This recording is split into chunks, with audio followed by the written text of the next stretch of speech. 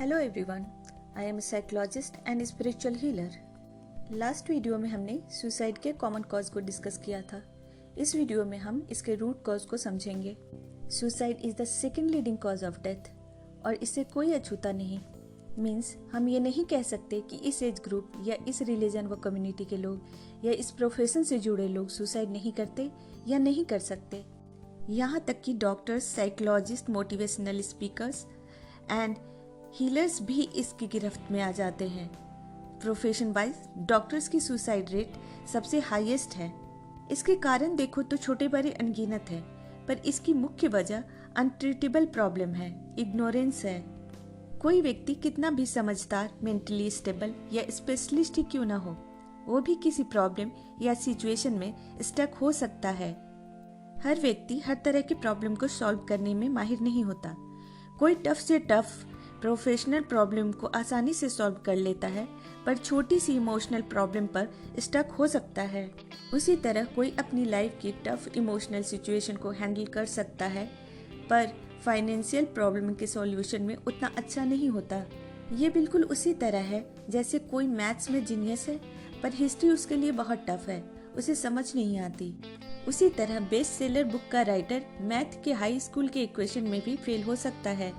हर individual unique है और उसी के हिसाब से उसकी हर सिचुएशन या प्रॉब्लम यूनिक है। अगर कोई भी, यानी वो किसी भी एज, प्रोफेशन या कम्युनिटी का हो, अपनी छोटी या बड़ी किसी प्रॉब्लम या सिचुएशन से डील नहीं कर पा रहा है या खुद सॉल्व नहीं कर पा रहा है, स्टक हो गया है और ये स्थिति 1 से 4 हफ्ते तक बनी रहती है, तो उसे किसी दूसरे की हेल्प की ज़रूरत है। ये दूसरा कोई नियर एंड डियर वन हो सकता है, कोई स्पेशलिस्ट हो सकता है या साइकेट्रिस्ट व साइकोलॉजिस्ट हो सकते हैं।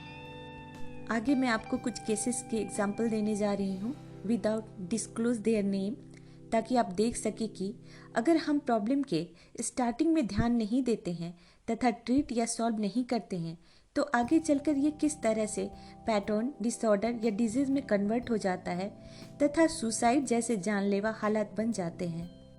Case number 1, 23-year-old girl suicide case. Visible reason, breakup.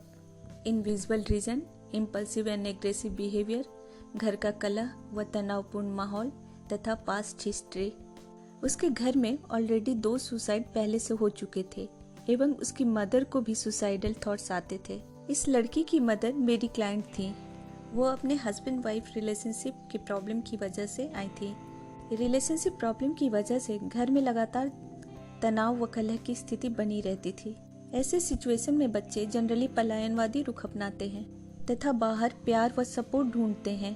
अगर कोई भी उन्हें थोड़ा सपोर्ट करता है तो वो उसे ही अपना सबसे बड़ा हितैषी मान बैठते हैं और आगे चलकर रियलिटी अगर इससे अलग होती है तो इमोशनल पेन के शिकार होते हैं।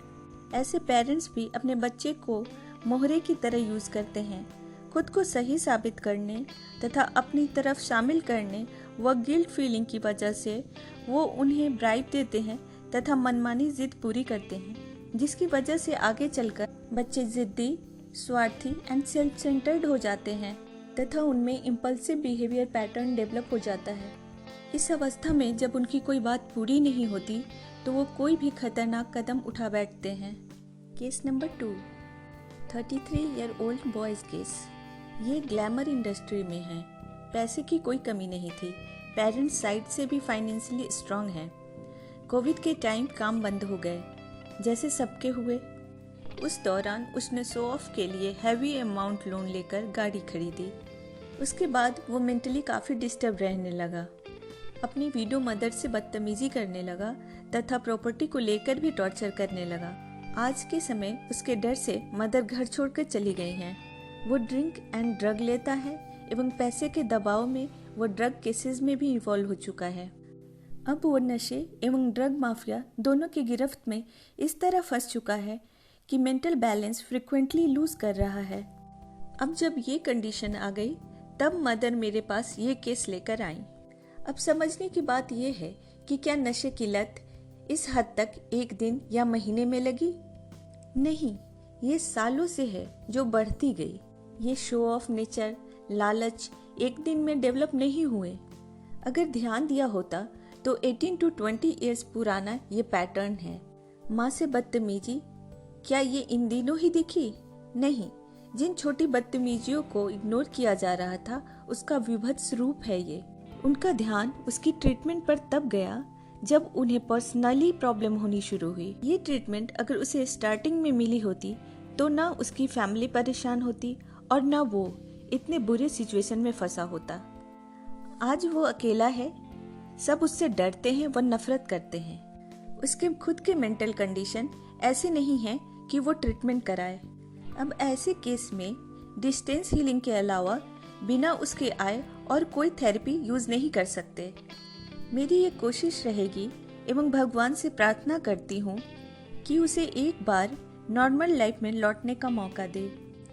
जो एडल्ट है वो खुद समझे कि वो अपनी जिंदगी को कहाँ ले जा रहे हैं, और जो छोटे हैं नासमझ हैं उनके पेरेंट्स से मैं ये गुजारिश करती हूँ कि अगर उनके बच्चे को कोई दिक्कत आ रही है तो ये कहकर न टालें कि बड़ा हो जाएगा तो ठीक हो जाएगा, क्योंकि जैसे जैसे बड़ा होता जाएगा वो चीज़ें बड़ी और मजबूत होती चली जाएगी पैटर्न के रूप में। बाहर से आपको दिखे या ना दिखे पर इंटरनली वो अपना जड़ जमा एवं फैला चुकी होगी। So take care of yourself and your loved one. God bless you all. Thank you.